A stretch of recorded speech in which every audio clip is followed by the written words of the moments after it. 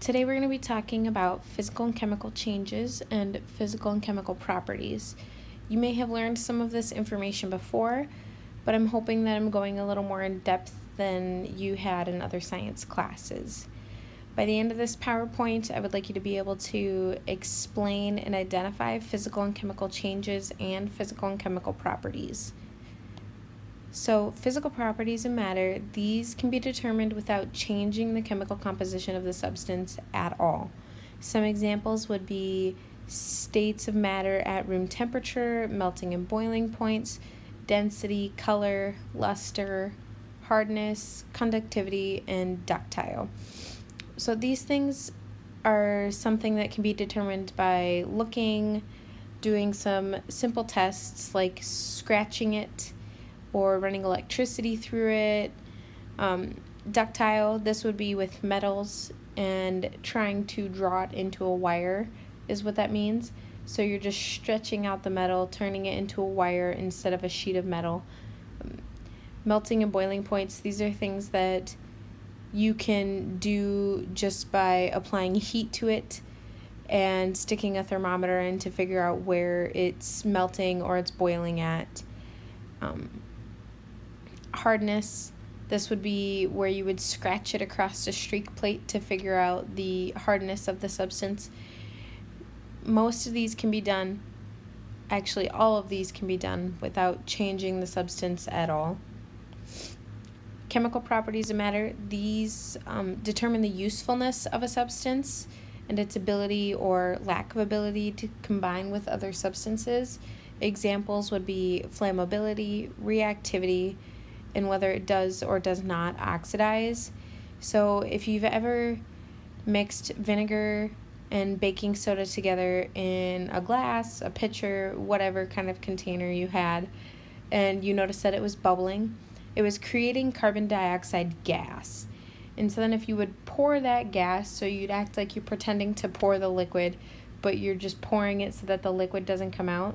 If you've ever poured that over a flame and noticed that the flame has gone out, and then you tried to relight that candle or whatever you had on fire, and it didn't relight, that's because carbon dioxide is not flammable.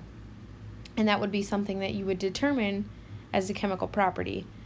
Some keywords to notice when you're trying to determine whether it is a physical or chemical property would be reacts with. So it's stating it reacts with water. That means this is a chemical property. Tarnish, that means it's reacting with the air. It's changing the substance after a long period of time. Rusts, you see this all the time. It happens in bikes that are left out year-round or in cars. The metal just turns to a red, icky, flaky substance instead of what it used to be. And burns is another one as well. Physical changes, these are changes in the property of the substance that does not change the chemical composition. It does not form a new substance. So these are all changes that are done to the way it looks and not the substance itself, not making it something new. And one good way to explain this would be is you can always go back to the original. You can get back what you have had before. Some examples of this would be like phase changes, cutting, grinding, tearing, and dissolving. With phase changes, you can always boil a pot of water and then cool the temperature down again so that you can get that liquid back. Cutting, you're cutting a bell pepper up for fajitas you're having for supper. You're just changing the size of that bell pepper. You're not actually changing anything in it. You're not making it taste differently. Grinding, that would be like if you're grinding your pepper, you're just making the pepper pieces smaller and more edible. Tearing, if you've got a piece of paper in front of you and you decide you're going to tear it in half.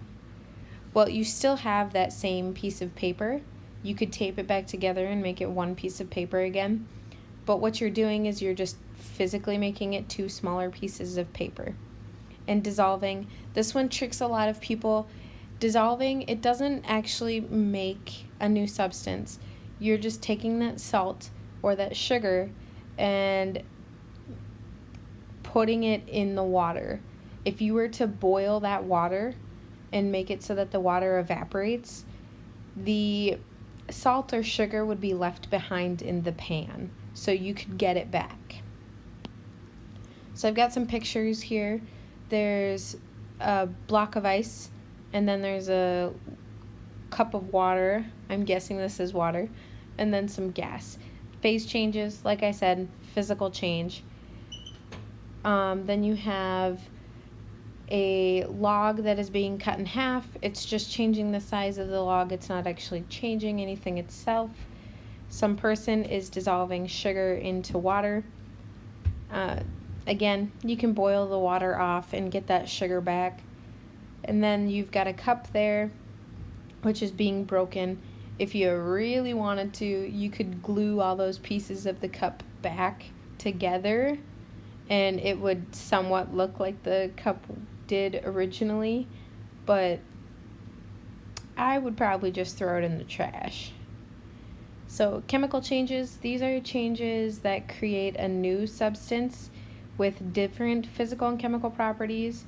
Some examples would be burning, rotting, spoiling, fermenting, oxidizing, rusting, and exploding. So all of these things, if something happens to them and you're burning a log, all of a sudden at the very end of the night, the fire goes out, you've got ash there. You cannot turn that ash back into a log. So that's what I really want you to remember there, is that chemical changes, you cannot get the substance back to what it originally was. Like rotting, if you've had a apple and you left half of it out to sit there and you notice it's browning, what it's actually doing is it's oxidizing with the air, but you could not take that brown apple and turn it back into the original apple that you had a couple hours ago. Fermenting, this would be like making kombucha, if you've ever done that. You take a bacteria and you load it up with sugar and whatever else you put in kombucha, and it takes that kombucha after days, weeks, however long it takes, and you create something tasty with it. So they're releasing a gas that is enhancing the flavor of that kombucha. You couldn't take anything out of that kombucha now after fermenting has happened, but it's creating something that tastes good over what it tasted before. So I got some more pictures here. There's a firework. The chemicals that they put in the fireworks end up reacting with each other and giving you those nice, beautiful light shows that you have every 4th of July. And you've got a couple nails here. The top one is rusty. It's oxidizing with the air and creating an oxide version of whatever metal that nail is created out of. You could, in theory, get all the rust off of that nail using some Coca-Cola or something, but you're not actually turning that rust back into metal again. You're just flaking it off. So you're losing those pieces of the nail instead of turning it back into what it was. The egg there, once you cook that egg, you cannot get it back to the original raw egg you had. So cooking is a chemical change. If you think about something and you are, let's say, browning hamburger or cooking chicken, once you cook that, you can't turn it back into its raw form again. So that is considered a chemical change. And then I've got those logs there. Again, they turn into ash. You would not be able to get them back into the logs they were. So the big takeaway I want you to get from this lesson is physical changes is something that you can get the original product back. It happens to the look of the substance instead of the actual chemical composition of it. Whereas chemical changes, it's creating something new. You can't get the original substance back. That concludes the end of this lesson. Good luck on your worksheet, and I cannot wait to see you next time.